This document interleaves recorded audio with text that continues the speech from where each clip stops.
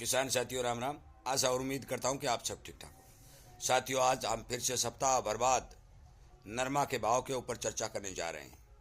साथियों मैं आपको 4-5 वीडियो बनाकर पहले यह बात बता भी चुका हूं कि नरमा की तेजी यूएस मार्केट के ऊपर निर्भर करेगी या फिर सरकार आयात पर रोक लगाएगी, तब जाके नरमा के भाव ठीक बनने की संभावना बनेगी। साथियों मौके पर जो सिचुएशन बनी हुई है, मैं आपको बता दूं कि अब किसानों के पास बहुत ज़्यादा माल नहीं है, क्योंकि केवल 40-42 हज़ार गांठ ही बाजार के अंदर आ रही है। इसका मतलब ये है कि भी किसान ने लगभग मंदे भाव के अंदर नरमा बेच दिया है। अब बात करें विदेशी बाजार की और जो भारत के अंदर रुई का स्टॉक है उसकी, तो मैं आपको बता दूं कि जो समाचार निकल के आ रहे हैं कि विदेशी बाजारों के अंदर रुई में लगातार मंदी चल रही है, कोई ज़्यादा तेजी के आसार मौके पर वहाँ दिखाई नहीं दे रहे। एक खबर निकल के आ रही है कि अमेरिका के अंदर रुई मान लो, नरमा मान लो, कॉटन की बिजाई जो है कम होने की संभावना बनी है और कम होने के आंकड़े जाहिर किए हैं, जो लगभग 15% तक की कमी बताई जा रही है।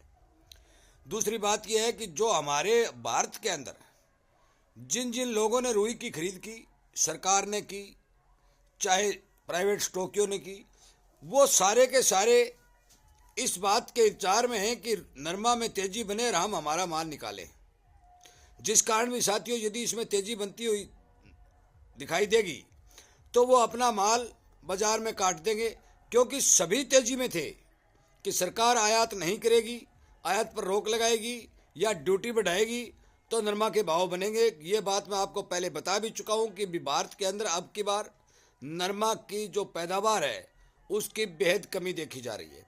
साथियों पूरे आंकड़े में आपको बताने जा रहा हूँ, बेचें या रखें वो आपकी मर्जी, परंतु जो बाजार का सिचुएशन है, जो बाजार की खबर है, वो मैं हर सप्ताह भर बाद नरमा के बारे में एक वीडियो के द्वारा आप तक पहुंचा रहा हूं। और भी जिन्सों के बारे में जो वीडियो में बना रहा हूं, वही मैं बाजार की जो सिचुएशन है, सरकार के जो फैसले हैं, उनके बारे में किसान को अवगत कराने की भरपूर कोशिश कर रहा हूं। और इसीलिए मैं आपसे कहता हूं कि आप कृपया करके इस चैनल के साथ सब्सक्राइब करके जुड़ जाइए, ताकि आपको पूरी हमारे भारत के बाजारों का भी क्या सिस्टम चल रहा है उसका पता लग सके।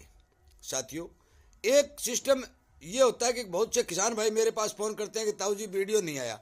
भाई आपने सब्सक्राइब तो कर लिया, परंतु आपने वो घंटी नहीं दबाई, तो घंटी नहीं दबाएंगे तो वो आपको नोटिफिकेशन नहीं मिलेगा, तो फिर आपको वीडियो कैसे पता चलेगा?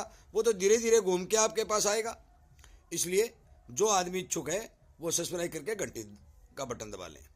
अब बात करते हैं साथियों कि आगे आने वाले टाइम में जिन किसान भाइयों के पास नरमा पड़ा है तो इसमें क्या बनना चाहिए। देखो मौके के ऊपर वही पुराने वाली पोजीशन नरमा के अंदर चली आ रही है, नई कोई धागे की मांग निकल के नहीं आई है। सीलिंग मिल वालों के पास मानता हूं मैं स्टॉक कम है और यही रिपोर्ट निकल के आ रही है, परंतु वो आयात के जरिए अपने स्टॉक की भरपाई कर रहे हैं। सरकार ना ही तो आयात के ऊपर ड्यूटी बढ़ा रही है तो ना ही आयात पर रोक लगा रही है। लगभग 35 लाख से प्लस का आयात जो है सीलिंग मिल वाले कर मान लो चाहे भारत मान लो कर चुका है। निर्यात बहुत ज़्यादा प्रभावित हुआ है कि आप सभी को पता है कि बांग्लादेश आदि देशों में जितना भी माल भारत का जाता था, वहाँ स्थिति ठीक नहीं होने के कारण निर्यात पर भारी बुरा असर पड़ा है, जिसके कारण नरमा के भाव नहीं उठ पाए। अब एक सिचुएशन, एक सिनेरियो बनता हुआ दिखाई दे रहा है। वो क्या है कि जो हरियाणा का, राजस्थान का जो कॉटन बेल्ट है, उस कॉटन बेल्ट में नहर बंदी है साथियों, जिससे बिजाई प्रभावित होगी और नहरी पानी के बगैर नरमा की बिजाई ठीक ठाक ढंग से उगाव नहीं लेती, लगत नहीं होती। यदि नरमा की बिजाई अब की बार कम होती है तो फिर भाव को सहारा मिलना चाहिए।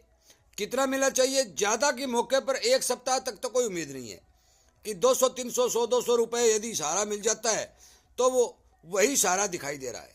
परंतु यदि कोई धागे की डिमांड निकल के आई या फिर अंतर्राष्ट्रीय बाजार के अंदर तेजी बनी या फिर सरकार ने आयात के ऊपर कुछ प्रतिबंध लगाए या ड्यूटी बढ़ाई, तो फिर इसके अंदर ठीक ठाक 1000-1200 रुपये की तेजी के अनुमान लगाए जा रहे हैं। साथियों मौके के ऊपर नरमा के बारे में जो मेरे पास रिपोर्ट थी मैंने वीडियो के माध्यम से आपको बताई। और इसी तरह की जो भी जानकारी, जो भी रिपोर्ट मेरे पास आएगी, मैं किसानों को हर संभव बाजार की स्थिति बताने की भरपूर कोशिश करूंगा। इसलिए कृपया करके मेरे इस वीडियो को हर किसान तक पहुंचाएं और हर किसान को ये बात समझाने की कोशिश करें कि आप बाजार के ऊपर पूर्णतः नज़र जरूर रखिए।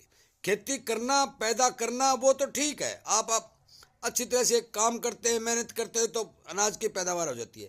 परंतु यदि आपको बाजार की पूरी जानकारी नहीं होगी तो कुछ जो शातिर लोग हैं वो इधर उधर की अफवाह फैला करके आपके हाथ से माल छीन लेंगे और फिर यदि तेजी आएगी तो आपके पास माल नहीं होगा तो वो तेजी आपके किस काम की। इसलिए पहले बाजार पर नज़र रखें, बाजार में क्या होने जा रहा है उस बात का पता लगाएं, कितना उत्पादन है, किस देश में कितनी खपत है, कहाँ क्या हो रहा है।